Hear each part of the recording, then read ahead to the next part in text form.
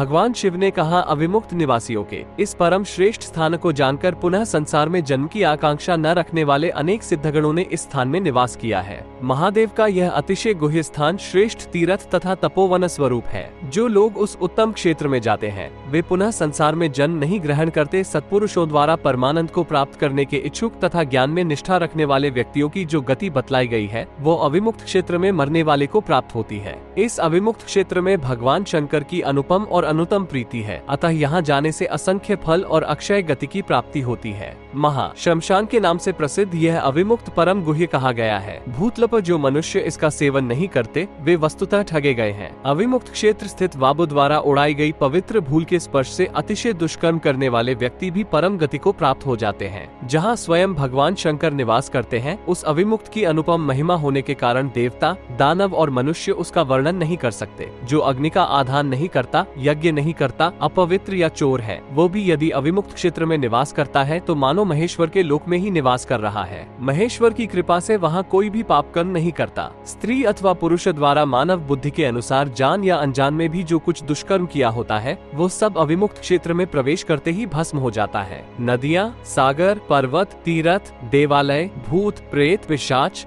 शिवगण, मातृगण तथा शमशान निवासी ये सभी उन महात्मा शिव को प्रिय हैं। अतः न तो वे भूतपति शिव को छोड़ते हैं और न शिव उनका परित्याग करते हैं। अविमुक्त में स्थित वे प्रभु अपने प्रमथ गणों के साथ रमण करते हैं। भय से त्रस्त, पापी, दुराचाररत अथवा तिर्यक योनि में ही क्यों न उत्पन्न हुए हों, वे सभी अविमुक्त को देखकर महादेव की अनुकंपा से परम गति को प्राप्त हो जाते हैं। भक्तों पर अनुकंपा करने वाले भगवान शंकर उन सभी को ऐसे श्रेष्ठ स्थान पर पहुंचा देते हैं जहां यज्ञ करने वाले भृगुवंशी, अंगिरागोत्री, सिद्ध तथा महाव्रती ऋषिगण जाते हैं। उनके पाप अग्नि में डाली गई रुई के समान अविमुक्त की अग्नि से नष्ट हो जाते हैं। अविमुक्त क्षेत्र में निवास करने वाले पुरुषों की जो गति बतलाई गई है वो गति कुरुक्षेत्र, गंगाद्वार और पुष्कर तीर्थ में नहीं मिलती।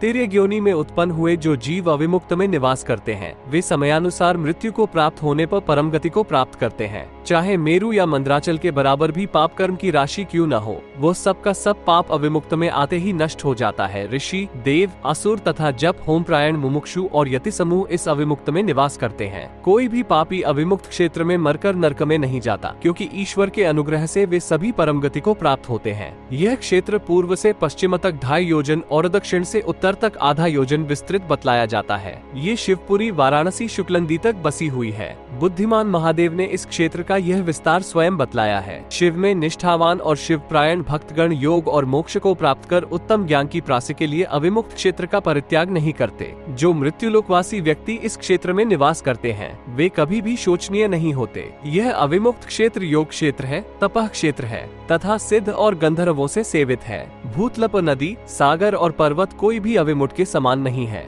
भूलोक, अंतरिक्ष और स्वर्ग में जितने तीर्थ हैं उनका अविमुक्त अपने प्रभाव से अतिक्रमण कर विराजमान है। अविमुक्त में नित्य निवास करने वाले जो द्विजगण ध्यान योग की प्राप्ति से मुक्तात्मा हो समाहित चित्त से इंद्रियां को निरुद्ध कर शत्रुद्री का जप करते हैं वे कृतार्थ हो जाते हैं और भव की भक्ति को प्राप्त कर निश्चित रूप से रमण करते हैं। जो यथाशक्ति कामनाओं का परित्याग कर विषय वासना से रहित, यथाशक्ति सब तरह से मुक्त, यथाशक्ति तपस्या में स्थित तथा अपनी इंद्रियों और आत्मा को वश में कर चुके हैं उनका पुनर्जन्म नहीं होता। वे उन महात्मा शिव को प्राप्त कर निर्भय विचरण करते हैं। सर्वव्यापी शिव अविमुक्त में उन व्यक्तियों को स्वयं ग्रहण कर लेते हैं, अतः सैकड़ों कोटि कल्पों में भी उनका पुनरागमन नहीं होता है। इस महाक्षेत्र को स्वयं भगवान शिव ने उत्पन्न किया है, जहाँ मानवों को सभी सिद्धियाँ सुलभ हो जाती हैं। मैंने अविमुक्त के गुणों का संक्षेप से वर्णन किया है। अविमुक्त क्षेत्र का विस्तार समुद्र के रत्नों की भांति दुष्कर है। यह अभक्तों को मोहित करने वाला और भक्तों की भक्ति की वृद्धि करने वाला है। मोहग्रस्त मूढ़ व्यक्ति इसे शमशान समझकर इसकी ओर नहीं देखते। जो विद्वान सैकड़ों विघ्नों से बाधित होकर भी अविमुक्त क्षेत्र में निवास करता है वो उस परम पद को प्राप्त होता है जहाँ जाकर शोक नहीं करना पड़ता। वो जन्म जरा मरण से रहित होकर शिवलोक को प्राप्त हो जाता है।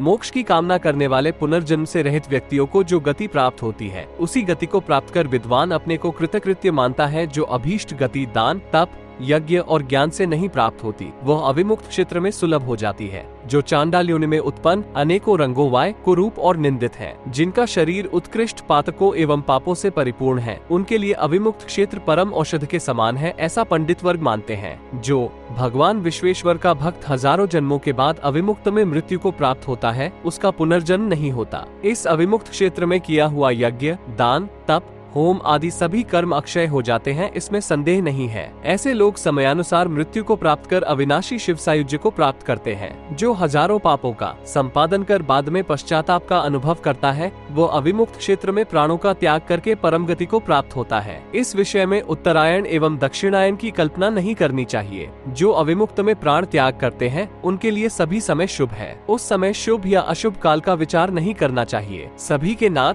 सर्वव्यापी, अद्भुत कर्मा स्वयं महादेव के महात्म्य से ये स्थान परम अद्भुत है। पूर्व समय में सभी ऋषियों ने स्कंद द्वारा कथित इस पवित्र वृतांत को सुनकर यह निर्णय किया कि इस अविमुक्त क्षेत्र का विशुद्ध इंद्रियों द्वारा सेवन करना चाहिए।